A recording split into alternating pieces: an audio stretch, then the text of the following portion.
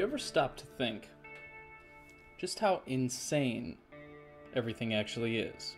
You know, Michio Kaku said that there are three types of civilizations, at least theoretically, there would be three types of civilizations in the universe.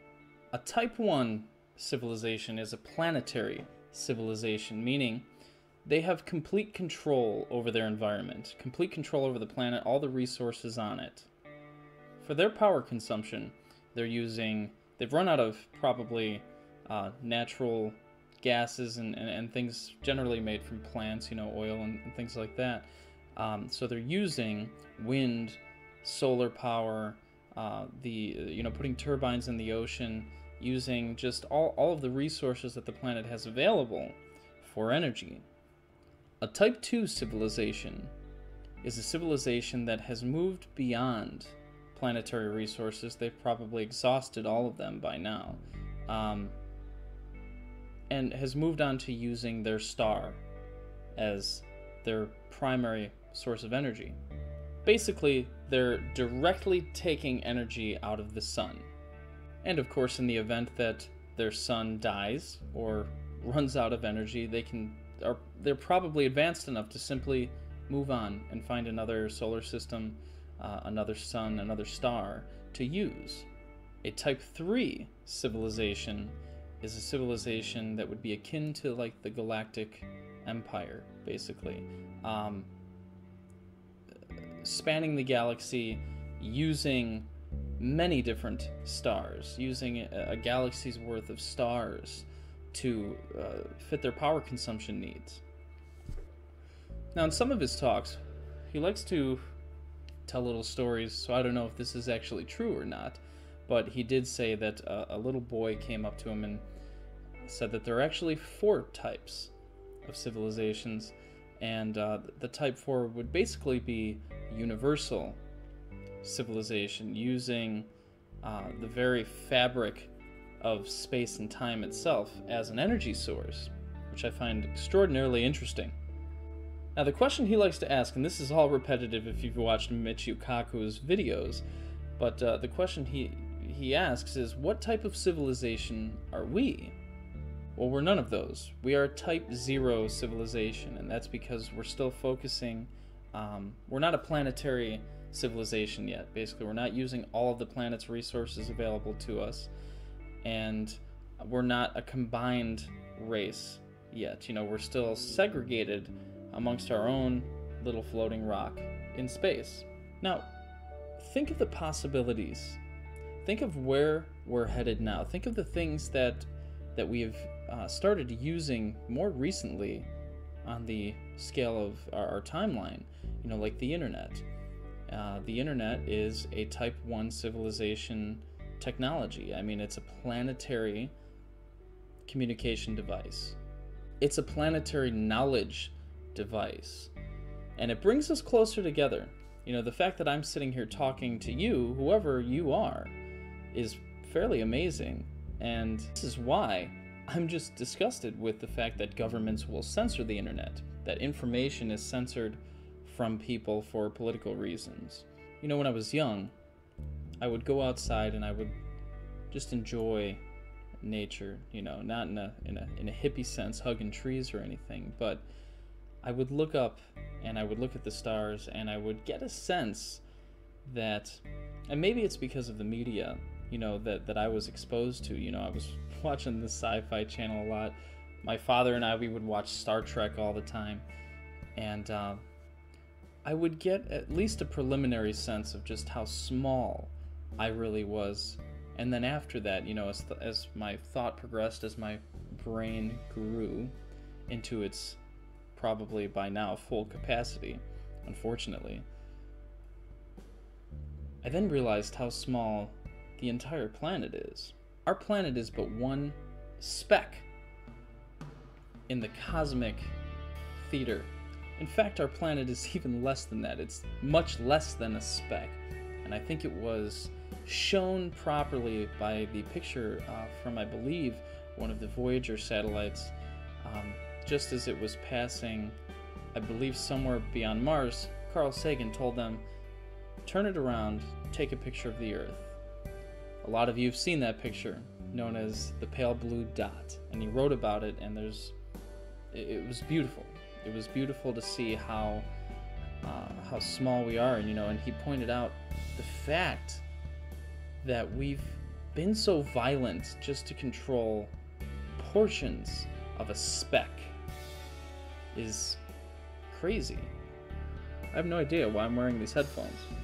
Recently on the Smoke Break Facebook page and on the Smoke Break community page on Google+, I was doing a little bit of attacking on religion. And the reason for that, I'm so upset with religion these days. And I grew up in a Catholic household. My family's like old school Italian Catholic family. Or at least they were. They've lightened up a lot over the years, probably because of my influence. Hopefully because of my influence.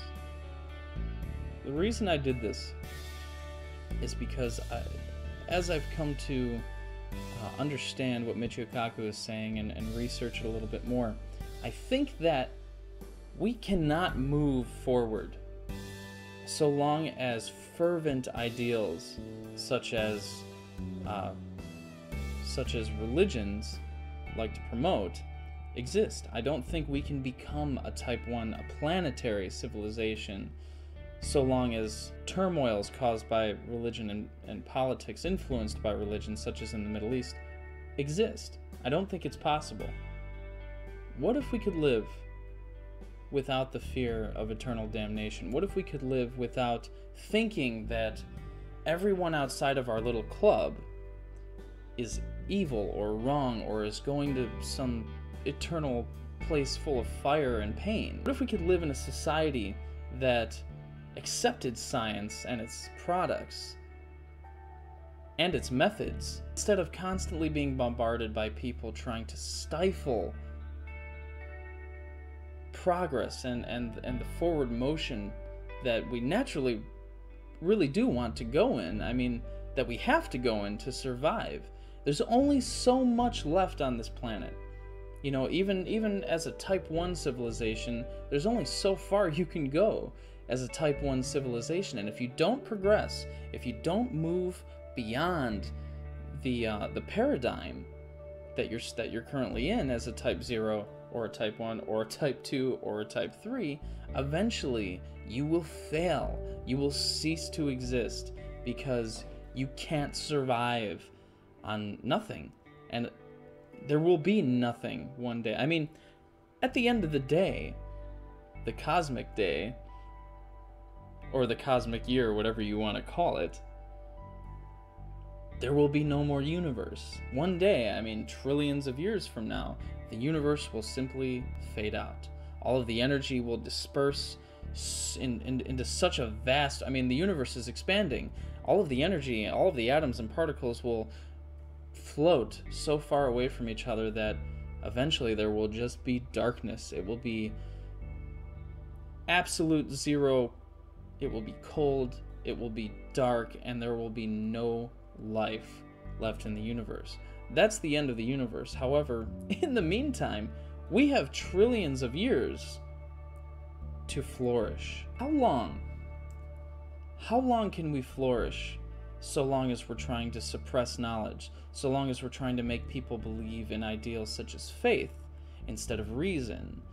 I mean, think about when somebody like Rush Limbaugh a popular personality that people listen to, that people take advice from, that people base how they live on.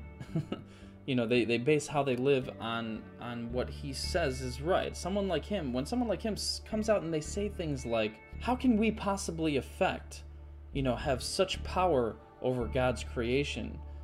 How can, global warming be real, or at least be a product of humans, when this is God's planet? It's not our planet, it's God's planet. When somebody says something like that and people believe it, that's insanity. That really is just absolutely crazy. If we continue on that path, if we continue on the path of thinking that we can't have an effect, we will cease to exist. We will die. I mean, the temperature will rise, all plant life will die, all animal life will die. And maybe it won't even go that far, but it will at least become a very unlivable place for humans such as ourselves. So what if we could let all of those prejudices go? What if we could let those ideals go?